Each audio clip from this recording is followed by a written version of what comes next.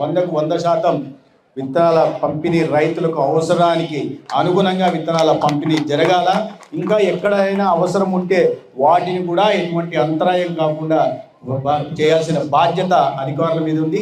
ఈ క్రమంలో ఎక్కడన్నా ఏదన్నా ఇబ్బందులు వస్తే చెప్తే ఆ సంబంధిత అధికారులతో కానీ మంత్రిత్వ శాఖతో రాష్ట్ర స్థాయిలో మాట్లాడి రైతుకు ఎటువంటి ఇబ్బంది లేకుండా ఏ లక్ష్యంతోనైతే రైతన్నకు అండగా నిలబడాలని గౌరవ ముఖ్యమంత్రి చంద్రబాబు నాయుడు గారు ఈ 40% సబ్సిడీతో విత్తన సరఫరా చేసే ప్రక్రియకు శ్రీకారం చుట్టారో అది ఎక్కడ ఆగకుండా లక్ష్యం సాధించే దిశగా అధికారులందరూ పనిచేయాలని చెప్పి ఈ సందర్భంగా నేను కోరుకుంటున్నాను. అదేవిధంగా మిత్రులారా, కూటమి ప్రభుత్వం వచ్చి సంవత్సరమైంది, ఇప్పుడే అనుకున్నాం.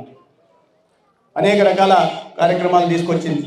మొదటి నెల నుంచే 33,000 అంత ఏది ఒక తీవ్రమైన విధ్వంసం తర్వాత ఆర్థిక పరంగా అనేక రకాల ఇబ్బందులు ఉన్నప్పటికీ, ఖజానా ఖాళీ అయినప్పటికీ, రాష్ట్రం మీద రాష్ట్రం అంతా అప్పుల కుప్పగా మారినప్పటికీ, మొత్తం ప్రతి నెల వడ్డీల చెల్లింపు 1000 కోట్లలో ఉన్నప్పటికీ కూడా ఒక సమర్థవంతమైన నాయకుడు కాబట్టి చంద్రబాబు నాయుడు గారు, నరేంద్ర మోడీ గారి ఆశీస్సులతో సహకారంతో ఇవాళ సమర్థవంతంగా రాష్ట్రంలో ప్రజలకు ఎటువంటి ఇబ్బందులు కలగకుండా ఇవాళ పాలన సాగిస్తున్నారు. ఎక్కడ అవినీతికి ఆస్కారం లేకుండా అన్ని వర్గాలకు అండగా నిలబడే ప్రయత్నం చేస్తున్నారు. మన అక్క చెల్లెల కోసం దీపం పథకం ద్వారా ఉచితంగా సిలిండర్లు ఇవ్వచ్చు, లేదా పట్టణాల్లో అన్న క్యాంటీన్ ద్వారా కడుపు నిండా 5 రూపాయలకి భోజనం పెట్టడం కావచ్చు, ఇతరత్ర యువతకు ఉద్యోగ ఉపాధి అవకాశాలు కల్పించడం కోసం అనేక రకాలైన పారిశ్రామికీకరణ చేపట్టి పెట్టుబడులను పెద్ద ఎత్తున తీసుకువచ్చి ఈ రాష్ట్ర సంపదను సృష్టించి తద్వారా ఆ సంపదను మళ్ళీ పేదలకి పంచడం కావచ్చు.